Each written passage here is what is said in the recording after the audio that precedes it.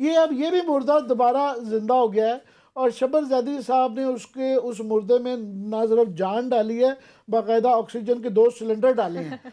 Cylinder ये डाले हैं जैदी साहब, आपने जो आपसे मैं पूछना चाह रहा हूँ कि आपने हमारे उस स्टांस को सपोर्ट किया है कि पाकिस्तान के, आपने कह रहे हैं कि तकरीबन रफली 150 बिलियन डॉलर परहैप्स मोर ये जो है ना पाकिस्तानियों के बाहर पड़े हुए हैं। आपने ये क्लेम किया कि जनाब मैंने ये वाली जो लिस्टें भी थी while you are in office FBR के अंदर, तो आपने पेश भी की थी कि जनाब ये तरीकाकार है इन लोगों को पकड़ने का।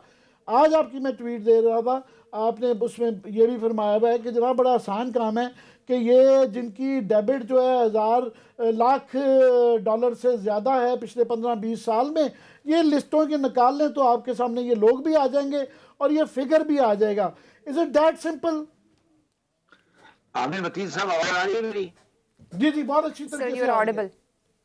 आमिर साहब, पहली बात तो ये कहना चाहता हूँ कि मैं तो एक नाकाम चेयरमैन एफबीआर था।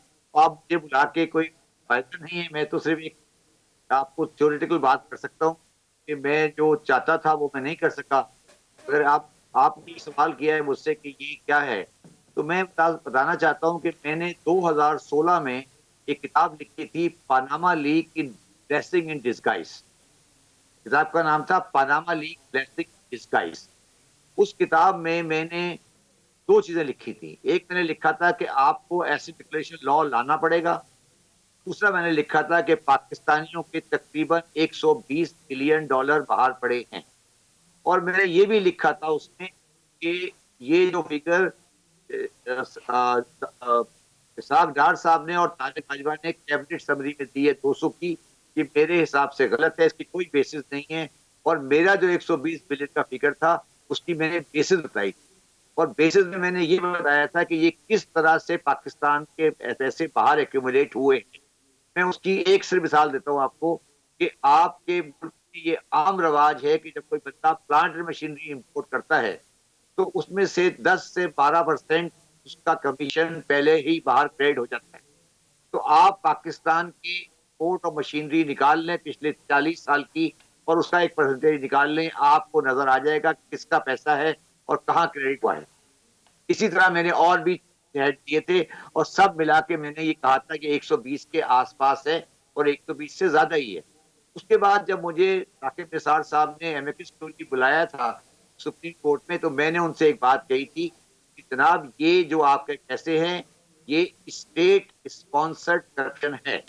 स्टेट स्पॉन्सर्ड करप्शन का मतलब ये होता है कि आपका तमाम कारोबार, आपका तमाम जो तरीका वारदात है, इसको कानून ने प्रोटेक्शन दी हुई है और आप इसका कुछ नहीं बिगाड़ सकते। ये मैंने उन कोर्ट में, ओपन कोर्ट में खड़े होकर कहा था, और मैं आज भी वो बात कर रहा हूँ।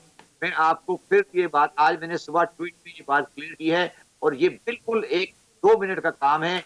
पाकिस्तान में फॉरेन करेंसी अकाउंट बेशुमार है, इसके अंदर उनका कोई उनके ऊपर सिक्रेसी लॉ नहीं लगता है। उसमें तो जिसके अकाउंट है से देख लें कि डेबिट पैसे कहाँ जा रहे हैं, और अगर 5 लाख से ऊपर वाले की लिस्ट बना लें, आपको पाकिस्तान का सिया सफेद सामने आ जाएगा। कि कोई रॉकेट साइंस नहीं है। अब आप मुझसे पूछेंगे कि मैं क्यों नहीं कर सका ये काम। मैं ये काम इसलिए नहीं कर सका, पहली बात कि मुझे पाकिस्तान के बैंकों ने सीक्रेसी लॉ की प्रोटेक्शन लेने की कोशिश की, जबकि मेरे हिसाब से सीक्रेसी लॉ की कोई प्रोटेक्शन नहीं थी। उसके बाद मैंने पाकिस्तानी बैंक को ये कहा कि आप अपने केसेस जो आपने स्टे लिया हुआ है कंपनी के खिलाफ, वो स्टे आप वापस कराएं। वो स्टे भी मैंने वापस कराया। अब मैं आप सबको कह रहा हूँ, पाकिस्तानी कौम को, कि अगर वो चाहते हैं कि ये निकाले कि अमाउंट कहाँ से आया है, ये बिल्कुल आसान काम है। फॉरेन करेंसी अकाउंट मेरा भी था, मैं भी उससे तैयार हूँ। उसमें देखते हैं कि मैंने बाहर पैसे भिजवाए हैं, कितने भिजवाए हैं, आपको अंदाजा हो जाएगा। और ये 1992 से लेकर 2019 तक हुआ है, और ये प्रिजम्पटिव टैक्सेशन और फॉरेन करेंसी अकाउंट और पीड़ा का नतीजा है, और ये स्टेट स्पॉन्सर्ड करप्शन है। और अगर आपने इसको नहीं रुका तो आपको 5 साल बाद एक और एमनेस्टी लानी पड़ेगी, और आप कुछ भी कर लें ये सिलसिला जारी रहेगा। इसको सियासी तो अपनी जगह पर ये है ही, मगर ये बुनियादी तौर पर एक ऐसा निज़ाम वज़ा किया गया है जैदी साहब जिसमें इस पे आते हैं एक पाकिस्तान से जैदी बाहर साहब रख सकते हैं। जी जय साहब आपने बड़ा तफसील से बड़ा अच्छा बता दिया। दो चार चीज़ें मैं समझना चाहता हूँ। जब आप वहाँ पे चेयरमैन एफबीआर थे और आपका बड़ा अच्छा स्टांस है, जो कि पहले तारिक बाजवा साहब थे जिन्होंने सैबोटेज किया था 2014 में, जब ये स्विट्ज़रलैंड के साथ डील हो रही थी। अशफाक खान साहब थे और कुछ लोग थे जो वहाँ पे उनको डील करने के लिए भेजा गया। स्विट्ज़रलैंड तैयार हो गया था OECD के तहत कि हम आपको इन्फॉर्मेशन देते हैं। फिर तारिक बाजवा साहब ने, फिर तारिक पाशा साहब एंड इसाक डार साहब एंड कंपनी ने बैठ के उसको सैबोटाइज किया था। बल्कि उन अफसरों के खिलाफ उन्होंने बाकायदा बैठ के उन्होंने इंक्वायरीज भी की थी कि जनाब कि आपने ये डील क्यों किया, जो कि बहुत अगेन ज़बरदस्त डील थी।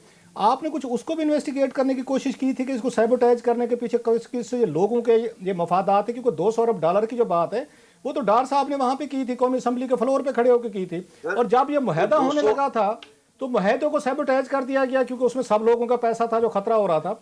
आपकी क्या इतलात थी कि ये मुहैदा नाकाम हुआ, सारा पैसे नहीं आ सके, 200 अरब डॉलर ना आए? इन्फॉर्मेशन तो आ जाती ना किस किस के पास क्या पैसा है। आपकी क्या है तारिक बाजवा साहब की और इनकी पूरी जो पार्टी यहाँ बैठी हुई थी जिन्होंने सारी चीजें डंप कर दी थी और उन्होंने इन्फॉर्मेशन नहीं आने दी थी? देखिए, अगर आपको समरी याद हो, मुझे याद है सर 2013 की, 2013-14 उस समरी में लिखा हुआ था कि हमें ये इन्फॉर्मेशन एक स्विस बैंकर ने दी है, अगर आपको याद हो तो। ठीक है, अच्छा, उसमें मगर मैं आपको बताता हूँ, ये मसला ये हुआ था कि एक एक्सचेंज और इन्फॉर्मेशन का सिस्टम होता है OECD। एक्सचेंज और इन्फॉर्मेशन के सिस्टम में जब वो एक्सचेंज इन्फॉर्मेशन की टीटी हम साइन करने गए तो हमारे FBR के लोगों ने उसको प्रॉपर्ली समझा नहीं। अब ये तो मेरा मुश्किल है कि वो इन्होंने इंटेंशनली किया या अनइंटेंशनली किया, मगर वो आपने एक्सचेंज इन्फॉर्मेशन में उसके रिट्रीवल में देर की, जिसकी वजह से प्रॉब्लम आया। मगर मैं अब इसको आगे लेके चलता हूँ। उसमें OECD में खलासा साहब प्रॉब्लम ये होती है। आप इससे पहले जय साहब, हमारे पास थोड़ा टाइम अभी है, मैं थोड़ा इससे पहले हम जाएं, थोड़ी कंफ्यूजन होगी क्योंकि स्टोरी मैंने बड़ी इसको एग्रेसिवली मैंने फॉलो किया सर।